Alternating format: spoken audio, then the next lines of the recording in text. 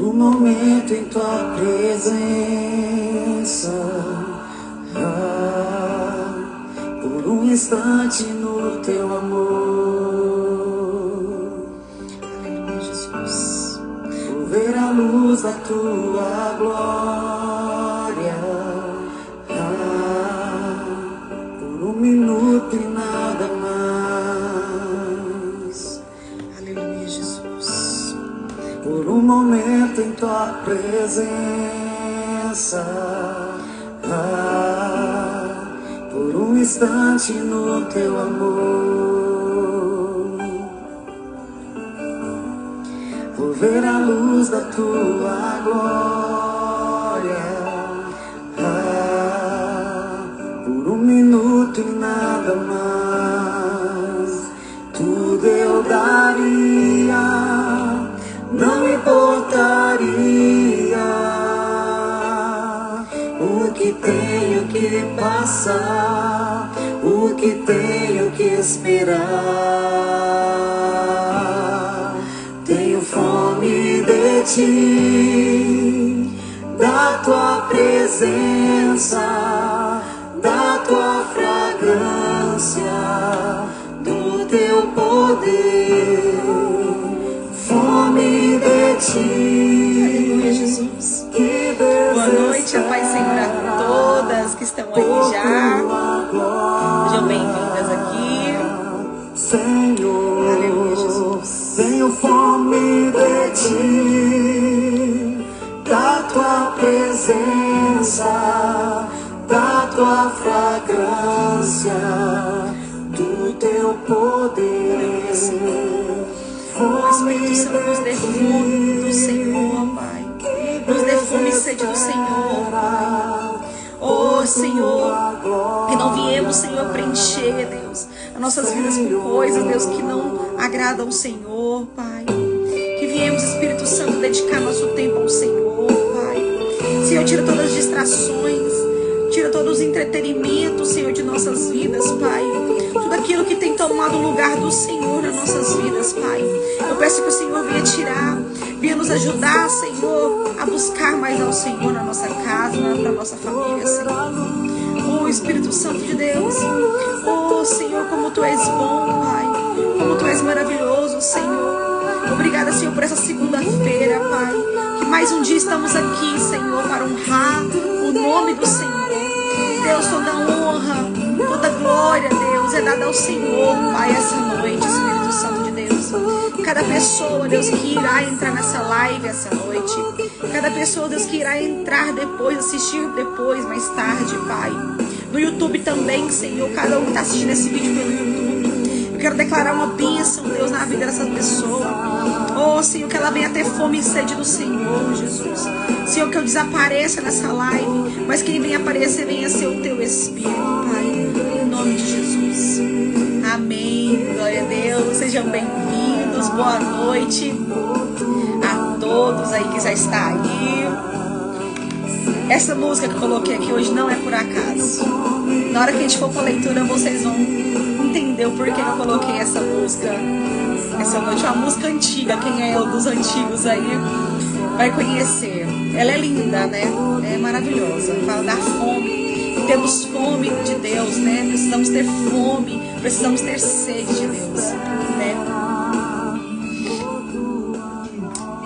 Antes de nós irmos para a leitura essa noite, hoje é um pouquinho extensa a leitura, que nós temos que concluir. Nós temos que concluir essa leitura hoje. Quero que você vai abrindo aí a sua Bíblia agora. Quem tem, lógico, vai abrindo aí no nome do nosso Instagram, do nosso canal, é Vivendo Filipenses, não é? Então hoje vamos ler Filipenses 4:8, tá? Hoje vamos estar lendo Filipenses 4:8. Também não é por acaso que vamos estar lendo aqui Filipenses 4:8, porque tem a ver com o que nós vamos falar essa noite. Tem a ver. Vamos estar falando aqui essa noite. Filipenses 4:8. Vamos lá.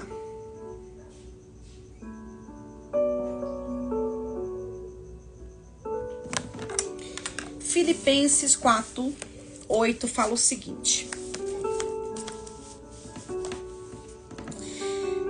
por fim, irmãos, quero lhes dizer só uma coisa. Concentre-se em tudo que é verdadeiro, tudo que é nobre, tudo que é correto, tudo que é puro, tudo que é amável e tudo que é admirável. Pensem no que é excelente e digno de louvor. Então aqui eu considero Filipenses 8 em específico. Ele é Filipenses 4:8. Ele é um filtro para a nossa vida cristã, né? Para a nossa caminhada cristã. Ele é um filtro de vida. Por quê? Por que eu falo isso? Tudo que estamos fazendo, a gente tem que se basear em Filipenses 4:8. Por quê? Vamos assistir um filme. Esse filme que estamos assistindo, ele passa no filtro de Filipenses? Essas amizades que temos, ela passa no filtro de Filipenses? Nosso entretenimento, vamos dizer, nosso hobby, ele passa no filtro de Filipenses? Então, Filipenses, ele é um filtro, né, para nossa vida. Amém? Só até aqui porque a gente tem que avançar na nossa leitura hoje. Nós temos que concluir hoje esse capítulo. Vamos lá? Deixa eu virar aqui para a câmera. Só um minuto. Vamos lá. Centralizar aqui.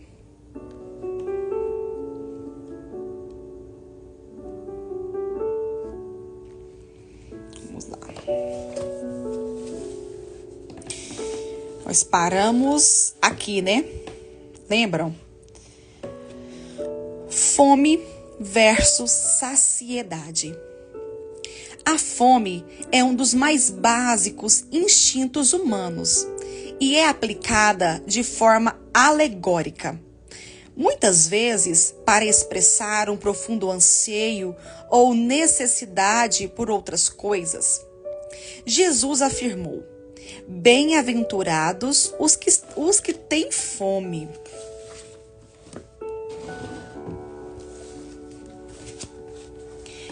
Bem-aventurados que têm fome e sede de justiça, porque serão saciados.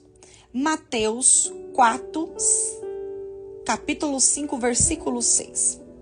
Essa fome e essa sede são literais.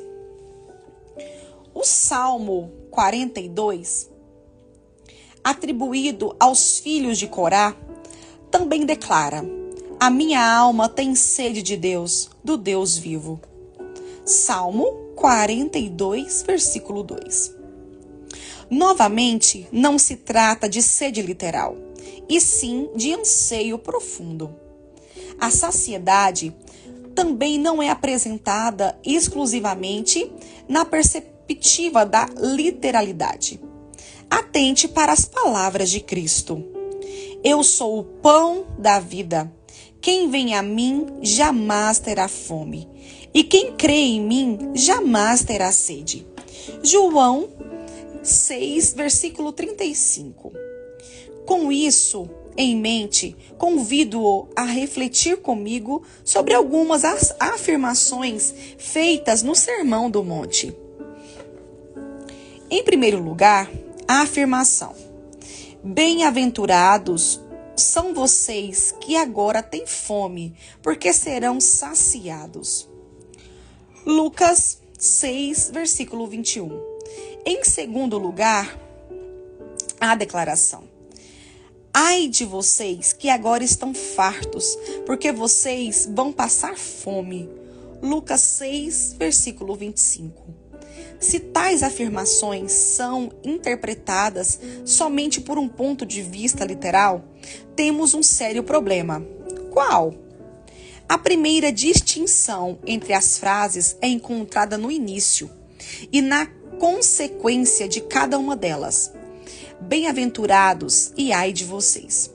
Ou seja, a primeira frase estaria sugerindo que ter fome para depois ser saciado configura um evento positivo, enquanto a segunda, que estar saciado, é algo negativo, possível de punição. No caso, a punição seria a fome. O que se gera é um ciclo repetitivo, levando as pessoas a alternarem continuamente de lugar. Os famintos seriam recompensados com saciedades, mas a partir do momento que estivessem fartos, seriam julgados com fome. Ao voltarem ao estado de fome, seriam novamente saciados. Dessa forma, o ciclo jamais se interromperia. A única forma de as declarações de Jesus fazerem sentido é percebendo que ele não fala de fome e saciedade literais. A fome pelas coisas espirituais nos leva à saciedade espiritual. Entretanto, alguém pode estar farto, sem apetite pelas coisas espirituais e acabará passando fome. Permita-me exemplificar melhor.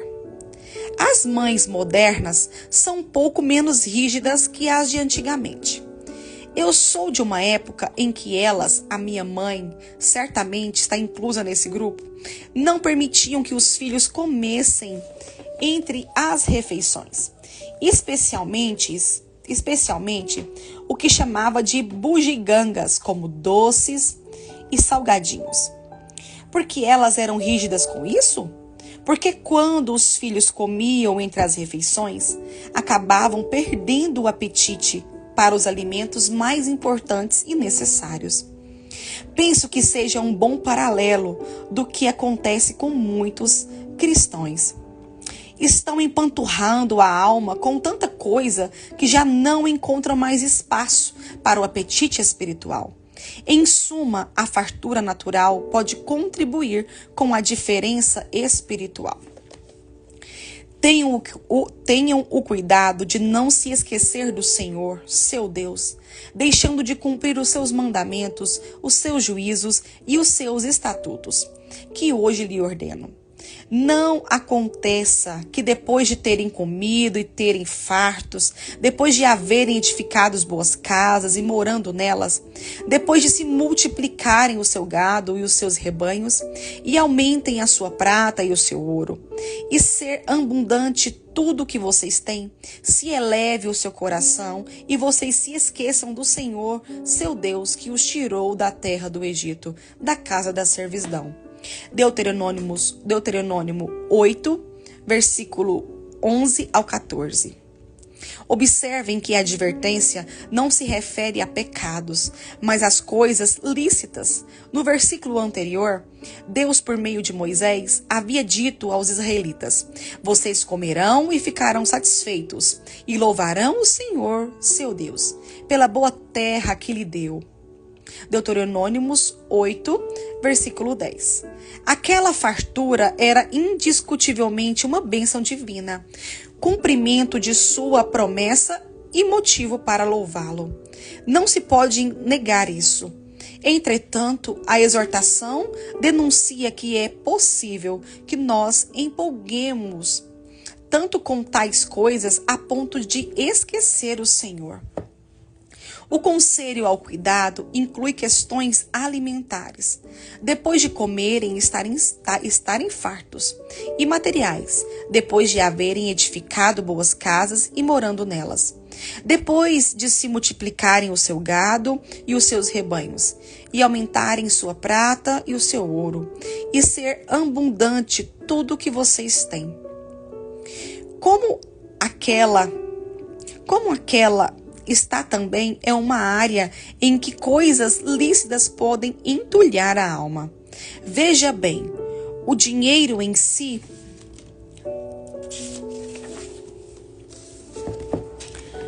não é errado. A Escritura condena o amor ao dinheiro. 1 Timóteo 6, versículo 9 e 10. Não o dinheiro em si. Alguém pode não ter dinheiro algum e ainda assim amá-lo. Dessa forma, ele terá a raiz de todos os males, mesmo sem ter dinheiro. Por outro lado, alguém pode ter dinheiro, acrescente ou substitua aqui as expressões posses, recursos, sem amá-lo. Se as riquezas de vocês aumentam, não ponham nelas o coração. Salmo 62, versículo 10. Entretanto, ainda assim, as questões materiais são delicadas. A relação do cristão com elas deve ser marcada por cuidado. Mesmo aquilo que é ilícito proveniente de bênção divina. Não é o caso do texto que analisamos de Deuteronômio. Pode acabar enredando a alma de alguém que serve a Deus. O episódio do jovem rico ensina muitas lições preciosas concernentes a este assunto. É notório que ele ansiava por mais do que já havia alcançado espiritualmente. No entanto, de Mateus encontra-se a pergunta: o que me falta ainda? Mateus 19, versículo 20. No Evangelho de Lucas, há o registro da frase da resposta de Jesus: uma coisa ainda falta a vocês. O jovem, contudo, esbarrou em uma barreira que não permitiu corresponder com Cristo e romper espiritualmente. Observe. E Jesus, olhando para ele com amor, disse: só uma coisa falta a você. Vá, venda tudo o que tem, dê o dinheiro aos pobres e você terá um tesouro no céu. Depois venha e siga-me. Ele, porém, contrariado com esta palavra, retirou-se triste, porque era dono de muitas propriedades. Marcos, capítulo 10, versículo 21, 22. Ainda que se trate de uma proposta personalizada que Jesus não fez para todos os seus discípulos, é inegável que o Senhor, que o amou, entendeu que ele necessitava de desprendimento das coisas materiais. Diante da recusa do jovem, porém, Cristo fez daquele um momento didático. Então Jesus, olhando ao redor, disse aos seus discípulos: como é difícil para os que têm riqueza entrar no reino de Deus. Os discípulos estranharam essas palavras, mas Jesus insistiu.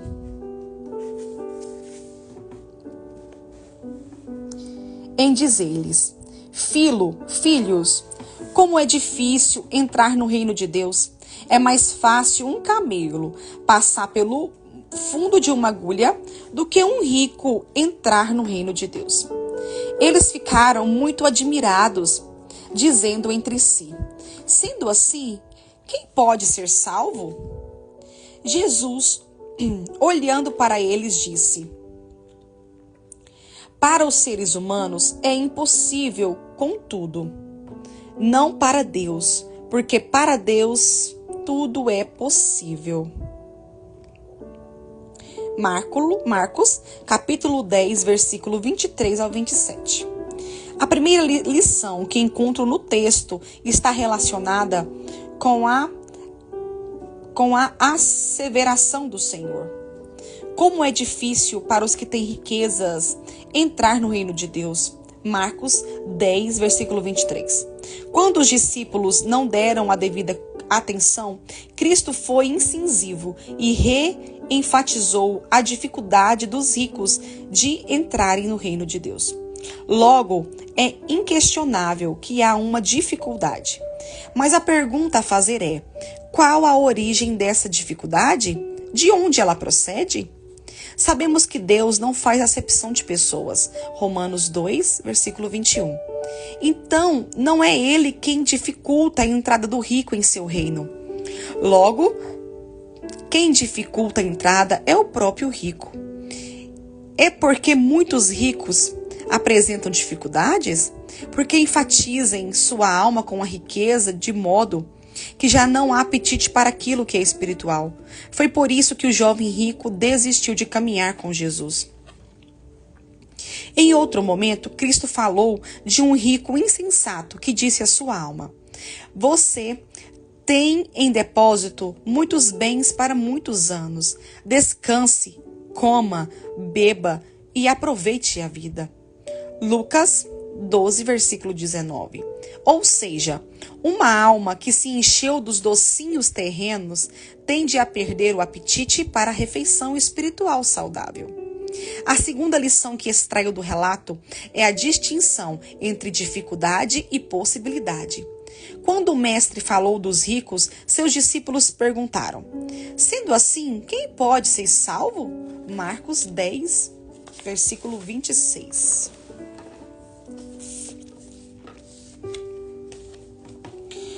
Jesus respondeu: para os seres humanos é impossível, contudo, não para Deus, porque para Deus tudo é possível. Marcos 10, versículo 27. Ou seja, Jesus afirmou ser difícil, mas não disse ser impossível que um rico se salve.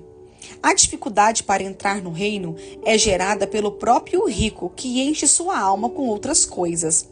Mas a impossibilidade é derrubada por Deus, que torna tudo possível. Em outras palavras, se o rico enfrentar sua dificuldade, encontrará a possibilidade oferecida por Deus. A terceira lição diz respeito a desprendimento. Então Pedro começou a dizer: eis que nós deixamos tudo e seguimos o Senhor. Jesus respondeu: em verdade lhes digo que não há ninguém que tenha deixado casa, irmãos, irmãs, pai, filhos ou campos por minha causa e por causa do evangelho que não receba, já no presente, 100 vezes mais, casas, irmãos, irmãs, mães, filhos e campos, com perseguições, e no mundo por vir receberá a vida eterna. Marcos 10, versículo 28 ao 30. Os discípulos argumentaram que deixaram tudo por Cristo. Penso que há aqui um indicativo de que eles compreenderam o ensino recebido. Jesus replicou falando de bênçãos presentes e futuras.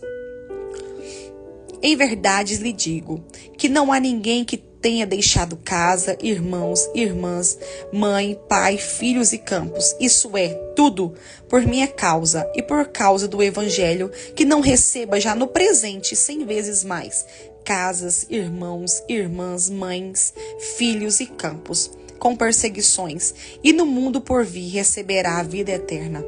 Marcos 10, versículo 29 ao 30. Entretanto, que ninguém se engane. Não se trata de merecimento, mas de esvaziamento para um novo preenchimento. O poder da abstinência. Já apresentei vários versículos de Deuteronômio 8. Mas agora quero chamar sua atenção ao texto citado por Cristo na tentação do deserto, porque ele fornece contexto às demais afirmações.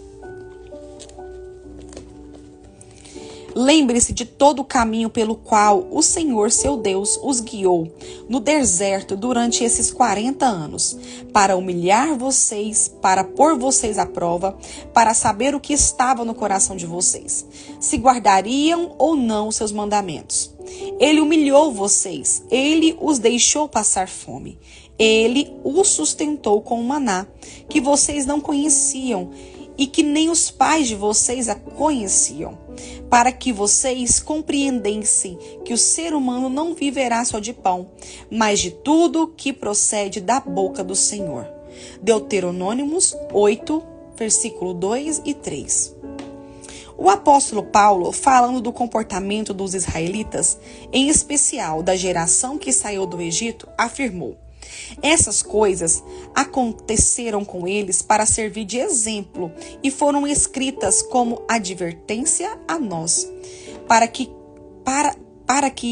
quem a fim dos tempos tem chegado. 1 Coríntios 10, 11.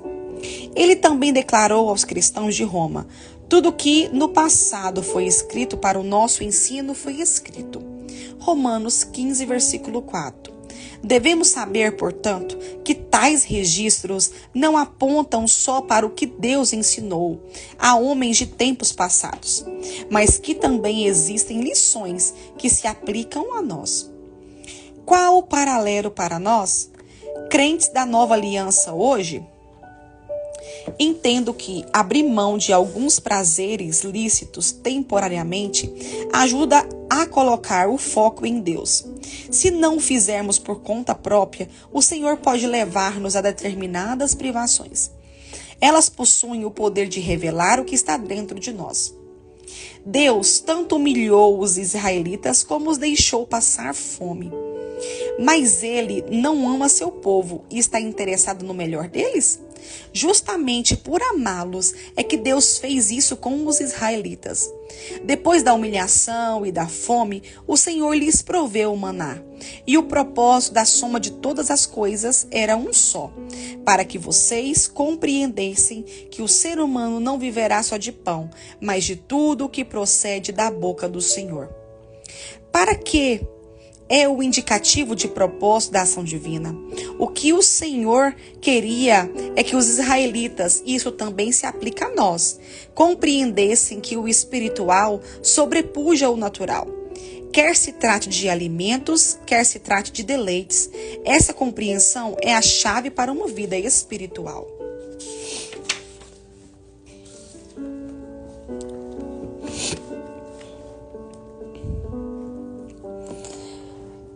O Espírito é o que vivifica a carne, para nada aproveita. As palavras que lhes tenho dado, que lhes tenho falado, são Espírito e são vida. João 6, versículo 63. E o que isso tudo tem a ver com jejum?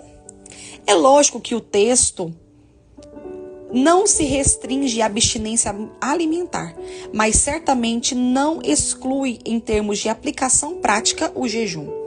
A privação alimentar tem a ver com humilhação. Um anjo disse que Daniel dispôs o coração a se humilhar na presença do seu Deus. Daniel 10, versículo 12. Isso foi dito ao final de seu período de jejum e oração. Davi disse: humilhavam-me com jejuns. Salmos 35, versículo 13. O jejum, por sua vez, também tem a ver com fome. Se a lição final, humilhação e fome, era compreender que o ser humano não viverá só de pão, mas de toda palavra que procede da boca de Deus, Mateus 4, versículo 4, e Cristo a citou num contexto em que tinha imposto sobre si mesmo humilhação e fome mediante jejum de 40 dias. É porque existe um poder por trás do jejum, bem como de outras abstinências, especialmente as autoimpostas. Richard Foster, em Celebração da Disciplina, comenta: o jejum ajuda a manter o equilíbrio na vida. Quão facilmente permitimos que coisas dispensáveis tenham prioridade em nossa vida. Quão rapidamente suspiramos por coisas das quais não precisamos, até que elas nos escravizem. Paulo escreve: tudo me é permitido, mas eu não deixarei que nada me domine. 1 Coríntios 6, versículo 12.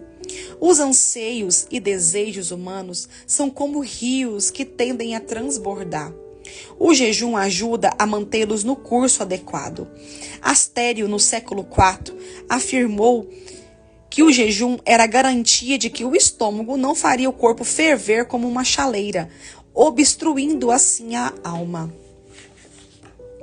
Pensamento semelhante foi compartilhado por Valnice Milhomens. Essa grande guerreira da oração e intercessão declarou: nosso espírito é fortalecido na proporção em que a carne é enfraquecida.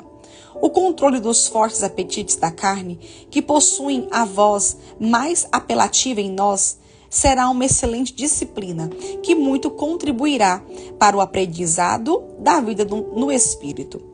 No jejum, quando aprendemos a dizer não a um apetite, do qual depende a nossa sobrevivência, estaremos certamente entrando no caminho do domínio próprio de outras inclinações. Acerca do poder das abstinências, vale observar algo mais. O Senhor regulamentou a lei do nazireado. Esse voto incluía certas abstinências e privações, como não consumir nenhum alimento que contivesse uva, não cortar o cabelo e não se aproximar de um cadáver, mesmo que se tratasse dos parentes mais próximos. Romanos 6, versículo 4 ao 7. Alguns faziam isso apenas por um determinado período de tempo, outros por uma vida inteira. Qual era o propósito? Consagração. Aliás, esse é o significado por trás da palavra traduzida como nazireu. Qual o poder da abstinência de um certo alimento ou de não cortar o cabelo? Diretamente nenhum. Indiretamente havia o cultivo não apenas de uma consciência, como também de uma declaração ao Senhor. As uvas e seus derivados, o que inclui o vinho, constavam entre os alimentos prediletos dos israelitas, ao menos entre os mais destacados ao longo das Escrituras.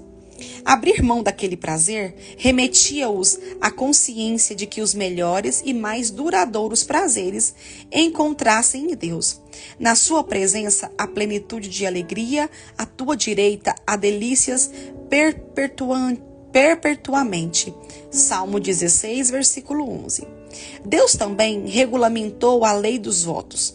O nazireado era um deles, de caráter específico, com um combo fechado, que não podia ser alterado. Havia muitos outros e cada um podia fazer o voto que quisesse.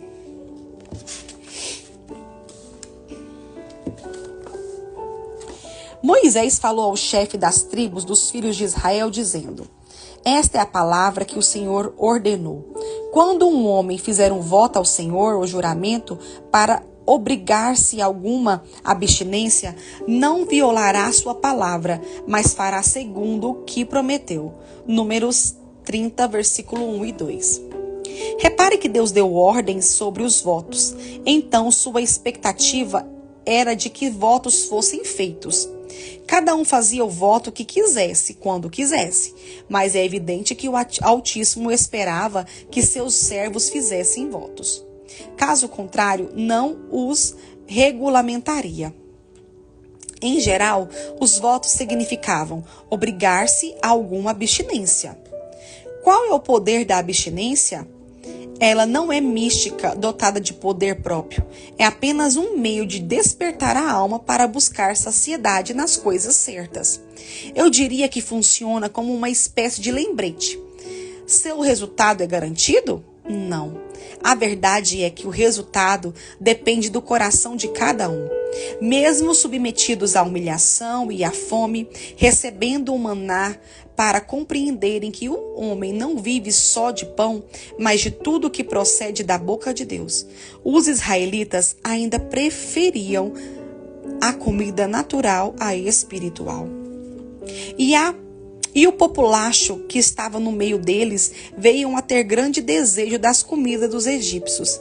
Também os filhos de Israel começaram a chorar outra vez, dizendo: quem nos dará carne para comer?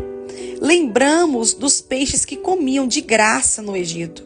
Que saudade dos pepinos, dos melões, dos alhos silvestres, das cebolas e dos alhos. Mas agora a nossa alma está seca e não vemos nada a não ser este maná. Números 11, versículo do 4 ao 6.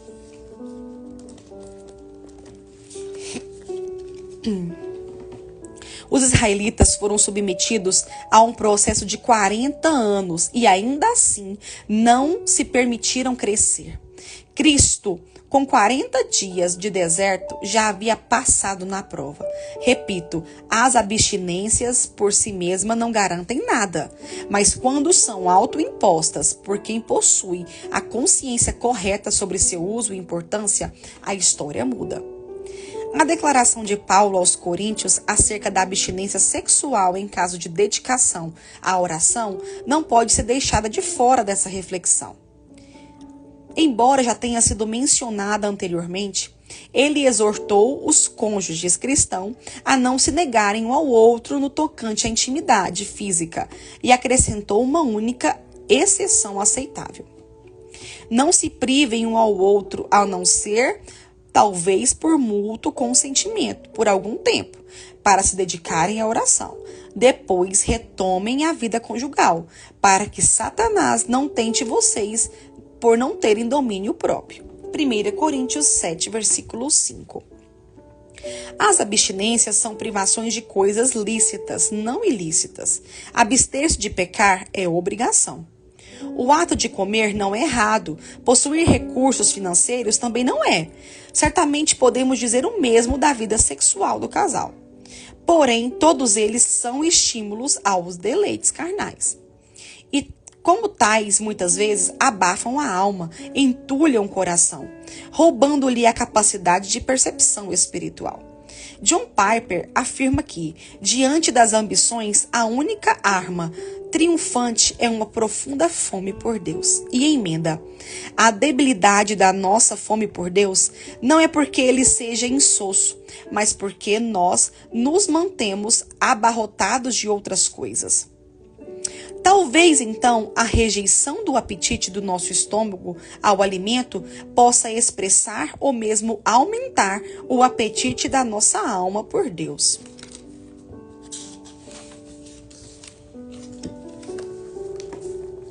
A fome física natural orienta o homem, faz que trabalhe por seu sustento, que invista tempo e energia para garantir sua subsistência.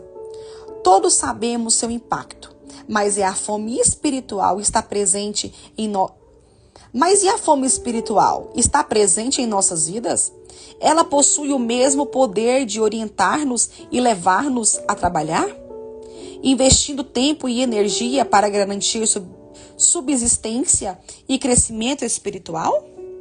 A geração atual tem se perdido em uma entrega sem precedentes à busca do prazer, em suas mais variadas formas. O entretenimento se tornou uma obsessão. No livro O Jejum de Jesus, os autores Lou Engler e Dan Briggs comentam acerca dessa condição. No mundo ocidental, os arranjos de Satanás têm produzido uma sociedade material, humanista, culta e pós-moderna, constituída sobre a posição cética e cínica de quem as distrações mais superficiais da vida são, na verdade, a soma total de nossos propósitos. Assim passamos os dias exageradamente estimulados a ponto de chegar à insensibilidade, ironia das ironias. Uma era de glutões, tolerantes, viciados em divertimentos e tweets, e repleta de desejos ilícitos, produziu a safra de gente mais entediada e entediante. É por isso que o jejum é mais importante agora que em outras épocas. Quando nossos dias são marcados por excessos, carecemos da paixão pura da fome. A fome espiritual, com a capacidade de expressar-se, é que nos levará à declaração, à semelhança do apóstolo Paulo. Mas o que para mim era lucro, isto considerei perda por causa de Cristo. Na verdade, considero tudo como perda por causa da sublimidade do conhecimento de Cristo Jesus, meu Senhor. Por causa dele, perdi todas as coisas e os considero como lixo para ganhar a Cristo. Filipenses 3, versículo 7 e 8. Creio firmemente que a cultura do jejum, praticado nas mais variadas formas e durações, é uma das ferramentas mais necessárias em nosso tempo. Sem um estilo de vida marcado por contínuas, note que não estou dizendo permanentes, abstinências, não conseguiremos ser nada mais que uma igreja de Laodiceia. É só checar a advertência do Senhor Jesus a essa igreja e compará-la com a realidade de nosso tempo. Ao anjo da igreja em Laodiceia, escreva: essas coisas diz o Amém, a testemunha fiel e verdadeira, o princípio da criação de Deus. Conheço as obras que você realiza, que você não é nem frio nem quente. Quem dera você fosse frio ou quente. Assim, porque você é morno e não é nem quente nem frio. Estou a ponto de vomitá-lo da minha boca. Você diz, sou rico, estou bem de vida e não preciso de nada. Mas você não sabe que é infeliz, sim, miserável, pobre, cego e nu. Aconselho que você compre de mim ouro refinado pelo fogo, para que você seja de fato rico. Compre vestes brancas para se vestir, a fim de que a vergonha de sua nudez não fique evidente, e colírio para ungir os olhos, a fim de que você possa ver. Eu repreendo e disciplino aqueles que amo, portanto, seja zeloso e arrependam-se. Eis que estou à porta e bato. Se alguém ouvir a minha voz e abrir a porta, entrarei em sua casa e cearei com ele e ele comigo. Ao vencedor darei o direito de sentar-se comigo no meu trono, assim como também eu venci e me sentei com meu Pai no seu trono. Quem tem ouvidos ouça o que o Espírito diz às igrejas. Apocalipse 3, versículo 14 ao 22. E encerramos aqui a nossa leitura de hoje. Vou virar aqui para a gente só colocar alguns pontos importantes do livro. Vamos só conversar um pouquinho. Hoje eu levei uma surra lendo esse livro hoje, esse restinho de capítulo hoje. Falou muito no meu coração. Deus falou comigo aqui. Na hora que eu li essa parte aqui sobre fome versus saciedade, eu pensei, nossa, vai falar sobre, né, quando a gente tem fome, quando a gente se sente saciado, né? E conforme eu fui lendo, eu fui entendendo o que o autor aqui estava querendo dizer sobre fome e saciedade. Aqui ele falou o seguinte. Deixa eu ler aqui para vocês. A única forma de as declarações de Jesus fazerem sentido é percebendo que ele não fala de fome e saciedade literais. A fome pelas coisas espirituais nos leva à saciedade espiritual. Entretanto, alguém pode estar farto sem apetite pelas coisas espirituais e acabará passando fome. Então, o que ele estava querendo dizer? A fome e saciedade espirituais. Porque quando você tem fome das coisas espirituais, você é saciado espiritualmente. Isso que eu estava querendo dizer aqui. Aqui ele faz uma referência muito legal, que eu vou falar de novo para vocês aqui, que eu faço isso ainda até hoje com meu filho. As mães também, a mãe que está me ouvindo aí, também às vezes faz isso com seu filho também. E nossas mães faziam conosco. Quando estava perto da hora do almoço ou do jantar, ela não deixava a gente comer besteira, né? Aqui ele fala que chamava de bugigangas, né? Mas eu falo besteiras. Comer besteiras, né? Doce, chocolate, alguma coisa que vai tirar a fome do almoço. E ele colocou aqui uma analogia muito legal com isso. Porque quando estamos cheios de coisas desnecessárias, nós não vamos ter fome para as coisas necessárias. O que são essas coisas desnecessárias e as necessárias? Na fome espiritual, vamos falar. Coisas desnecessárias. Com que temos alimentado o nosso tempo? O que temos colocado no lugar do nosso tempo diário com Deus? Será que é uma televisão? Será que é uma rede social?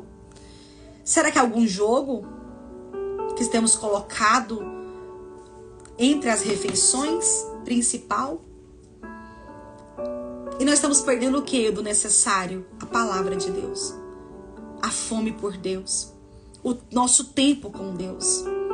Eu achei muito legal essa analogia que ele fez, que faz todo sentido. Faz todo o sentido. E ele falou o seguinte: penso que seja um bom paralelo do que acontece com muitos cristãos. Estão empanturrando a alma com tanta coisa que já não encontram mais espaço para o apetite espiritual. E é verdade, né? Temos enchido tanto a nossa mente, enchido tanto o nosso tempo com tantas coisas insignificantes, tantas coisas que não acrescentam nada em nossas vidas, né? Não aconteça que depois de terem comido e estarem fartos, depois de haverem edificado boas casas e morando nelas, depois de se multiplicarem o seu gado e os seus rebanhos, e aumentar a sua prata e o seu ouro, e ser abundante em tudo que vocês têm, se eleve o seu coração e vocês se esqueçam do Senhor.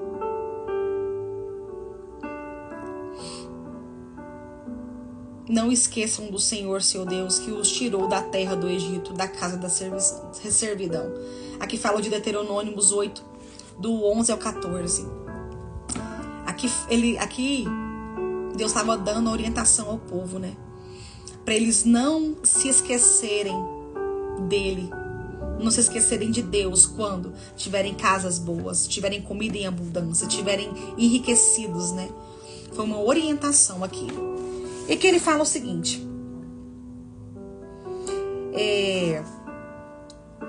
que tudo aquilo que tira a nossa comunhão com Deus, tudo aquilo que colocamos acima do nosso Deus, isso é pecado.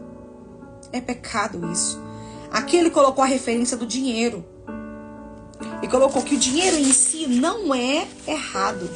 As escrituras condenam o amor exagerado ao dinheiro. Não o dinheiro em si. Aqui ele fala que alguém pode não ter dinheiro algum e mesmo assim o amá-lo. E isso me chamou a atenção com isso. Na hora que eu tava lendo, eu falei, como assim alguém, será que, como assim alguém que não tem dinheiro, mas mesmo assim tem amor a ele? Tem sim. Tem sim. Sabe aquelas pessoas que só vivem em conta para enriquecer? Não tem dinheiro nenhum no momento. Mas seu pensamento todo é em dinheiro. Ah, mas eu preciso comprar uma casa. Ah, mas eu preciso ter dinheiro para isso e para aquilo. Eu preciso ter dinheiro para carro. Eu preciso ter dinheiro para me comer bem. Eu preciso ter dinheiro para me viajar. E ele vive 24 horas do seu dia pensando no dinheiro. Isso eu entendi. Que é pessoas que não têm o dinheiro, mas têm o amor a ele. Porque o seu pensamento, como é que é aquela frase da Bíblia? O seu coração, aonde está o seu coração, ali também está o seu tesouro, né? Então essas são as pessoas que não têm dinheiro algum, mas têm amor a ele. E ele também falou que tem pessoas que têm dinheiro, mas não amam esse dinheiro. Eu conheço pessoas assim, que têm dinheiro, tem uma condição boa financeira, só que não são apegados àquilo, são generosos com a obra do Senhor, são caridosos, são pessoas que se você precisar, se ele precisar vender tudo que ele tem para ajudar alguém, ele faz. Isso que é o correto, essa que é a forma que Deus quer que nós tratamos as nossas riquezas. Lá no Salmo 62, versículo 10 fala: se as riquezas de vocês aumentam, não ponha nelas o coração. Sabe por que muitas das vezes Deus não nos dá dinheiro na hora que a gente quer? Porque não estamos preparados. E entre a nossa salvação e dinheiro, o que você acha que Deus escolhe? Nossa salvação. Muitas das vezes ele não nos dá aquilo que queremos na hora, porque ele sabe que aquilo que ele nos der aquela hora vai nos levar à perdição e iremos perder nossa salvação. Então não se preocupe, às vezes está pedindo algo para o Senhor e você não ganhou ainda, você não recebeu isso do Senhor ainda, falando questão material. Não fique entristecido, porque Deus só está te preparando para você receber. Você que tem filho aí, ou você tem alguma criança em casa, você entrega na mão dessa criança uma faca? Você entregaria na mão dessa criança uma faca? Faca é útil, não é? É útil para nós que somos adultos, nós sabemos usar, não sabemos? Mas uma criança, vamos colocar uma criança de 3 anos, você acha que ela tem capacidade de manusear uma faca? Não. Ela não tem que crescer primeiro, você não vai ter que instruir ela, você não vai ter que ensiná-la primeiro a usar essa faca para você entregar? É assim como nossas riquezas, é assim com as riquezas. Deus tem riqueza para nós. Não fiquem pensando que Deus não quer que a gente tenha riqueza. Ele quer sim, ele deseja nos entregar, mas nós não estamos preparados para receber. Não estamos preparados, porque só quem conhece nós de verdade é só o Senhor. O Senhor conhece o nosso futuro. Nós conseguimos enxergar só o agora, mas o Senhor nos enxerga lá o nosso futuro. Às vezes isso que você tem pedido ao Senhor vai tomar o lugar dele na sua vida. E Deus tem ciúme de nós. Deus não vai deixar nada tomar o lugar dele na nossa vida. Então ele não vai te dar. Não vai. E eu preciso entender isso. Nós precisamos entender isso. Aqui ele falou também um pouquinho sobre o rico, né? Que tem que correr, que a hora tá passando. Meu Deus do céu. Mas tá tão bom, não tá? A gente conversando. Quem quer que a live acaba rápido aí, coloca aí. Eu encerro agora. Mas quem quer ouvir mais um pouquinho? Só mais uns minutinhos assim. Porque eu achei muito bacana. Tem muito aprendizado nesse capítulo aqui. Aqui ele falou um pouquinho sobre o rico, né? Eu não vou contar a história pra vocês, porque vocês já conhecem, eu já li. Eu vou pros pontos que eu quero chamar a atenção de vocês aqui. Sabemos que Deus não faz acepção de pessoas. Então não é ele quem dificulta a entrada do rico em seu reino. Logo, quem dificulta a entrada é o próprio rico. É porque muitos ricos apresentam essa dificuldade? Porque satisfazem sua alma com as riquezas de modo que já não há apetite para aquilo que é espiritual. Foi por isso que o jovem rico desistiu de caminhar com Jesus. O próprio rico, que ele impede a sua entrada no céu. Vocês falaram que é mais um pouquinho? Então tá bom. Então vamos falar mais um pouquinho aqui. Vamos falar até 10 horas aqui. Vamos ver se eu consigo ir até 10. Então, é o próprio rico que ele impede a sua entrada no céu. É o próprio rico, que ele não vai querer desfazer das suas riquezas. Assim como falamos agora, tem pessoas que sim, abririam mão de tudo que tem por causa do Senhor. Que elas entenderam que o controle de tudo não está no dinheiro, mas está no Senhor. Aí sim, mas tem pessoas que não. Que Deus vai precisar tirar tudo delas, porque elas não vão abrir mão sozinhas. Não vão. Já viu muitas pessoas que têm muito dinheiro e de uma hora para outra perdem tudo? É como se eles tivessem perdido o chão, né? É como se eles tivessem acabado com a vida. Parece que não faz nem sentido. Porque o amor está no dinheiro. Por isso que eles não suportam. Ó, uma frase que eu achei muito legal que ele falou aqui, ó. Uma alma que se encheu dos docinhos terrenos tende a perder o apetite para a refeição espiritual saudável. Um rico também, geralmente pessoas com muito dinheiro, o tempo delas são muito curtos. Tipo assim, elas não têm tempo, muito tempo. Tem que fazer isso, tem que fazer aquilo. Pessoas famosas, por exemplo, tem que fazer show, tem que estar no programa de televisão, tem que criar conteúdo para a internet. E onde está o tempo com Deus aí? Muitas das vezes nem lembram de Deus, né? Muitas vezes nem lembram de Deus nisso. Entenda que abrir mão de alguns prazeres lícitos temporariamente ajuda a colocar o foco em Deus. Se não o fizermos por conta própria, o Senhor pode levar-nos a determinadas privações. Elas possuem o poder de revelar o que está dentro de nós, que eu acabei de falar. Muitas vezes Deus nos permite passar situações de falta de alguma coisa para nos ensinarmos. Para a gente entender que dependemos dele. Para entendermos que sem ele nós não somos nada. Por isso que ele permite privações nas nossas vidas. Para saber aonde que está o nosso coração. Para saber onde que está o nosso tesouro. Vamos correr aqui. Aí eu cheguei ao final desse livro e pensei. Mas o que tudo isso tem a ver com jejum? Você também se perguntou isso, né? É lógico que o texto não se restringe à abstinência alimentar, mas certamente não inclui, em termos de aplicação prática, o jejum. A privação alimentar tem a ver com humilhação. Quando jejuamos, nós nos humilhamos ao Senhor e mostramos ao Senhor que nós somos dependentes dele, que nós conseguimos dominar nossa carne. Por isso que precisamos ter uma vida de jejum diariamente. Richard Foster fala o seguinte: o jejum ajuda a manter o equilíbrio na vida. Os anseios e desejos humanos são como rios que tendem a transbordar. O jejum ajuda a mantê-los no curso adequado. Quando temos... igual a gente leu um pouquinho nas lives anteriores. Quando jejuamos, nós temos fome de Deus. Você já sentiu isso com você quando jejuma? Você não parece que você fica mais ansioso para ter mais intimidade com Deus, para aprofundar mais no Senhor? O jejum nos faz ter fome de Deus. O jejum, ele dá o equilíbrio para a nossa vida espiritual. Ele nos ajuda a manter o nosso equilíbrio, nosso domínio próprio. Nosso espírito é fortalecido na proporção em que a carne é enfraquecida.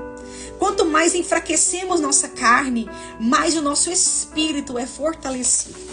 Por isso que é tão bom jejuar, e o jejum nunca foi tão importante como nos dias atuais, com tantas distrações que temos hoje em dia.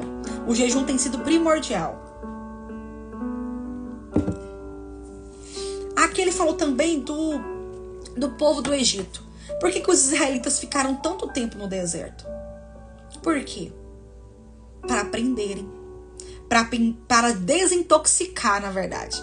Eu creio que o Senhor levou o povo a ficar no Egito para eles desintoxicarem do Egito, do próprio Egito. Porque lá eles ficaram muito tempo. Muito tempo. Foi gerações e gerações naquele Egito.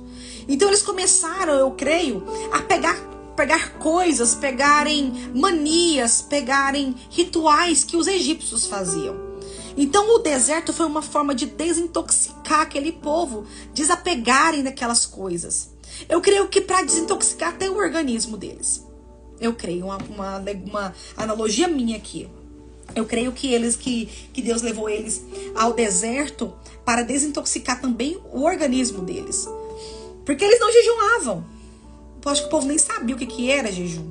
Eles nem jejuavam, eu creio. Então eles foram obrigados a jejuar. Aí até então que eles começaram a murmurar.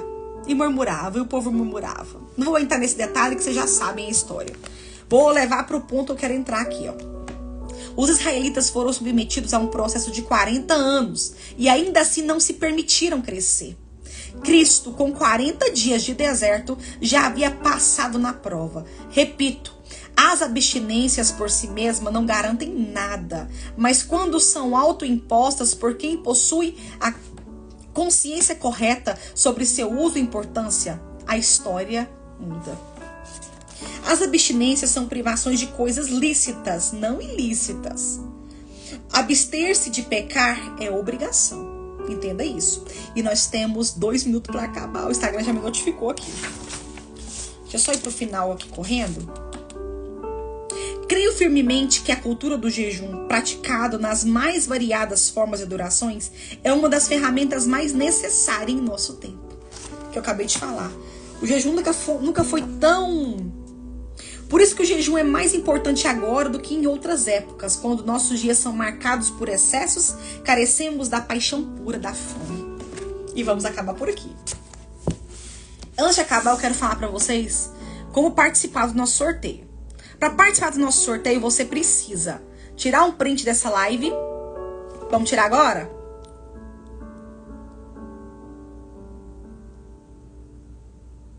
Tirar o print da live, postar nas suas redes sociais, marcar Vivendo Filipenses 4. Se deu algo errado, você não conseguiu tirar o print, o que você faz para participar do sorteio? Comenta nessa live salva. Comente na live salva. Você comentar o que você achou da live, você conversar comigo lá, você já vai estar participando do sorteio, viu? No YouTube, como faz para participar? Comente também, comente, tira o print também, ou então curta, não sei. Mas comente lá, eu preciso ver você comentando para mim saber que você está me vendo, tá bom? Então faça isso, para participar do sorteio. Você tem que comentar, tirar o print do capítulo de que tá falando, tá bom? Obrigado pelos livros. E isso, a Jerusa também tem que buscar o copo dela. A caneca dela que ela ganhou. Que ela já tem os livros, né? Não, então tá bom. Então vamos orar, que nós temos 10 segundos, tá? Vamos orar uma oração bem rápida. Senhor, obrigado, Senhor, por essas pessoas que ficaram comigo. Senhor, abençoe, dê uma noite de paz e de tranquilidade para elas. Em nome de